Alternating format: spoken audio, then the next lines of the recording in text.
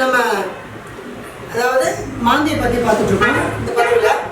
இந்த பதிவு அப்படி பார்த்தீங்க அப்படின்னா 2ஆம் பாவத்தில் மாந்தி இருந்தால் எந்த மாதிரியான பலன்களை கொடுக்கும் அப்படிங்கிறத தான் நம்ம இதில் பார்க்க போகிறோம். அது எந்த ராசியாக இருக்கலாம், லக்னமாக இருக்கலாம், அல்லது எந்த கிரகத்தினுடைய வீடாக இருக்கலாம், நட்சத்திரமாகவும் இருக்கலாம். இது பொதுவாக 2ஆம் பாவத்தில் இருந்தால் இந்த பிரச்சனையை கொடுக்கும். அதுக்கப்புறம் நம்ம டீப்பாக பார்க்கணும் அப்படின்னா அவங்களுடைய சுய ஜாதகத்தை நம்ம ஆய்வு பண்ணிக்கணும். சரிங்களா? இப்போ 2ஆம் பாவத்தில் மாந்தி இருந்தால் என்ன பண்ணோம் அப்படின்னா, முதல்ல குழந்தையா இருக்கும்போது பேச்சு தடை. இப்போ ஒரு குழந்தைங்க பார்த்தீங்கன்னா 2 வயசு 3 வயசு 5 வயசு ஆகுது, பேசலை, அவங்களுக்கு ஏதோ ஒரு தடை இருக்குது அது பேசுறதுக்கு அப்படின்னா 2ஆம் பாவம் பேச்சு. இந்த 2ஆம் பாவத்தில் மாந்தி இருந்தால் முதல்ல பேச்சு, குழந்தைங்களுக்கு அந்த பேச்சு தெளிவாக வராது அல்லது பேசாமல் தடுமாறுவாங்க. சரிங்களா? அடுத்தது என்ன பண்ணும்? ஃபர்ஸ்ட் ஆரம்பத்திலேருந்து நம்ம வரோம். அடுத்தது கல்வி, ஆரம்ப கால கல்வியை தடை பண்ணும். குடும்பத்தில் ஒரு நிம்மதி அப்படிங்கிறது இருக்காது. அந்த குடும்பத்துக்கு, அதாவது 2ஆம் பாவத்தில் இருக்கக்கூடிய அந்த குழந்தையா இருந்தாலும் சரி, ஒரு பெரியவங்களா இருந்தாலும் சரி, அந்த குடும்பத்துக்கு ஆதரவு யாருமே கொடுக்க மாட்டாங்க. இவங்களுடைய முயற்சி என்ன, இவங்களுடைய செயல்கள் என்ன, அதன் மூலியமாக தான் இவங்க வளருவாங்களே வளைஞ்சு யாருமே நானாச்சும் இந்த குடும்பத்துக்கு நான் நிற்கிறேன் அப்படின்னு சொல்கிறதுக்கு அந்த இடத்துல வேலையே கிடையாது. சரிங்களா? அடுத்தது கல்வியில் தடை வரும் அப்படின்னு சொல்லிடுச்சு. அடுத்தது இந்த 2ஆம் இடத்துல மாந்தி இருந்தால் கண்ணை நிச்சயமாக பாதிக்கும். கண்ணாடி சின்ன வயசுலேயே போடுறது அல்லது கண்ணில் ஏதாவது ஒரு குறைபாடு இருக்கிறது, திடீர்னு கண்ணில் ஏதாவது அடிபடுறது, இந்த மாதிரி விஷயங்கள் கண்ணை கட்டாயம் பாதிக்கும். அடுத்தது என்ன அப்படின்னு பார்த்தீங்கன்னா, அடிக்கடி சின்ன சின்ன விபத்து நடக்குது. எப்படின்னா திடீர்னு போயிட்டு பார்க்க கீழே வரும். குழந்தைங்கள்லேருந்தே நான் சொல்கிறேன், பெரியவங்களுக்கு மட்டும் இல்லை, அந்த குழந்தையிலேருந்தே அந்த 2ல் மாந்தி இருந்தால் அந்த வேலையெல்லாம் செஞ்சுக்கிட்டே வந்துருக்கும். அடிக்கடி காயமாகிறது, ஏதாவது ஒன்று போவாங்க, டக்குன்னு கிழிச்சு போவாங்க. அந்த மாதிரி உடம்புல ஏதாவது ஒரு ரூபத்தில் அந்த ஒரு சம்பவம் நடந்துக்கிட்டே இருக்காது. சரிங்களா? அடுத்தது ஏதாவது ஒரு நோய் கண்டிப்பாக குடும்பத்தில் மாற்றி மாற்றி இருக்கும். இப்போ அம்மா நல்லா இருந்தாங்கன்னா அப்பா உடம்பு சரியில்லாமல் போயிடும். அப்பா சரி நல்லா இருக்கார் எழுந்திரிச்சார் அப்படின்னா இந்த ஜாதகருக்கு உடம்பு சரியில்லாமல் போயிடும். சரி இவர் படுத்து எழுந்திரிச்சார் அப்படின்னா அக்கா தங்கச்சி, இந்த மாதிரி அந்த குடும்பத்தில் யாரோ ஒருத்தர் அந்த நோய் அப்படிங்கிற ஒரு விஷயத்த தொடர்ந்து மாற்றி மாற்றி மாற்றி மாற்றி இவங்களுக்கு வந்துக்கிட்டே இருக்கும். சரிங்களா? அதே மாதிரி இவங்க யாருக்கிட்ட என்ன நல்லதே பேசினாலும் கூட கெட்டது தான் வரும். இவங்க நல்ல விதமாக தான் பேசுவாங்க, இவங்க நல்ல விதமாக தான் ஒரு ஆலோசனை சொல்லுவாங்க. ஆனால் அவங்க என்ன சொல்லுவாங்க, இவங்க இப்படி பேசுகிறாங்க, இப்படி சொல்கிறாங்க அப்படின்னு சொல்லிட்டு ஒரு கெட்ட பேரை வாங்கி கொடுக்கறதுக்கான ஒரு வாய்ப்பு இருக்குது. சரிங்களா? அடுத்தது இந்த 2ஆம் இடத்துல மாந்தி இருந்தாலுமே குடும்பத்தோடு ஒத்து போகணும். ஒரு இணக்கமாக அந்த குடும்பத்தோடு ஒரு நெருங்கி இணக்கமாக இருக்கிறதுக்கு முதல்ல விடாது. ஒன்றா ஹாஸ்டலில் கொண்டே விட்டுருவாங்க. குழந்தைய படிக்கிற வயசில் படிக்க மாட்டேங்கிறான், கொண்டு ஹாஸ்டலில் விட்டுறலான்னு விட்டுருவாங்க.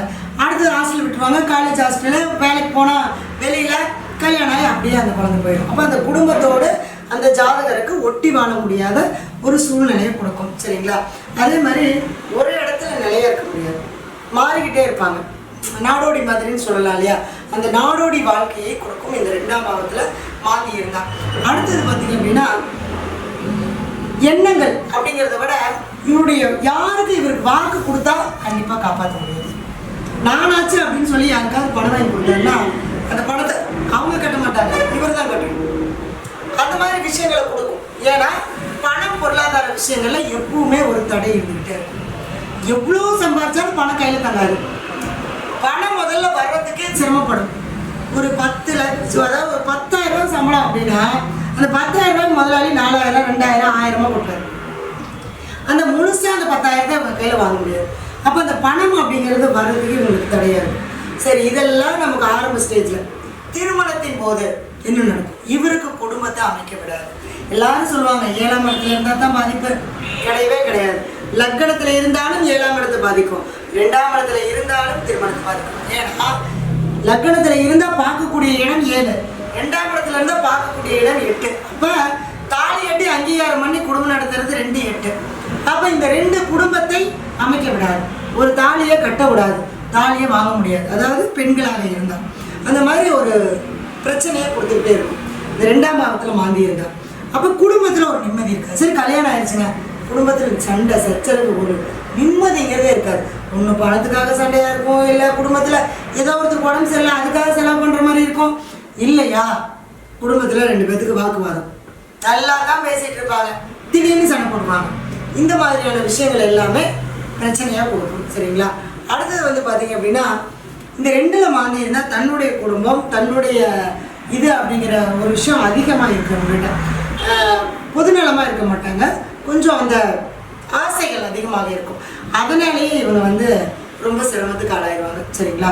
இந்த 2ஆம் இடத்துல மாந்தி இருந்தது அப்படின்னா, இவங்களுடைய குடும்பத்தில் யாரோ ஒருத்தருடைய கர்மா தான் இவங்களுக்கு வந்து அது மாந்தி. அதாவது முன்னோர்கள் வழியில் குடும்பத்தில் யாரோ ஒருத்தர் பண்ணினது இவங்களுக்கு 2ஆம் பாவத்தில் வந்து உட்காந்துருச்சு. அதனால அது அந்த 2ஆம் பாவம் சம்மந்தப்பட்ட விஷயங்களை பாதிச்சுக்கிட்டே இருக்கும். சரிங்களா?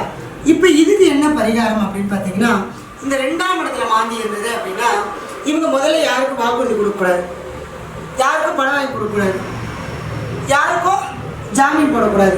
இந்த மாதிரி விஷயங்கள் எல்லாம் பண்ணாமல் இருந்துட்டாலே பிரச்சனை. இது 2ஆம் இடத்துல மாந்தி இருந்தாலுமே இவங்க குடும்பத்தோடு போய் அல்லது குடும்பத்தில் ஏதாவது ஒரு உறவுகள், ஏதாவது ஒரு சொந்த மதத்தில் ஏதாவது குடும்ப உறவுகளில் யாராவது இறந்துட்டா அந்த இறப்பு காரியத்துக்கு இவங்க போய் செலவு பண்ணணும். அல்லது குடும்பத்தோடு போய் மயானத்துக்கு போய் இவங்க என்ன பண்ணணும், இந்த பரிகாரம் செஞ்சுட்டு வரணும். என்ன பரிகாரம்?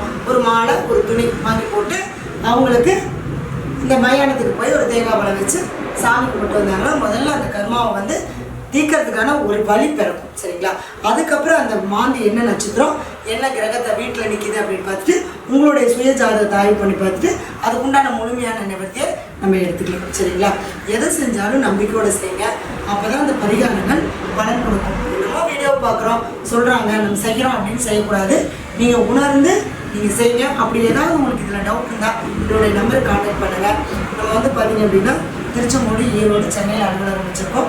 ஆன்லைன்லேயே வகுப்பு, ஆன்லைன்லேயே ஜோதிட கிளாஸ் ப்ளஸ் ஆன்லைன்லேயே ஜாதகம் பார்த்து கொடுத்துட்ருக்கோம்.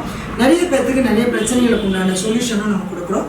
உங்களுக்கு தேவைப்பட்டால் நீங்கள் இந்த நம்பருக்கு கால் பண்ணுங்கள். நம்பிக்கையோடு செய்யுங்க, நல்லதே நடக்கும். நன்றி. வாழ்க வளமுடன்.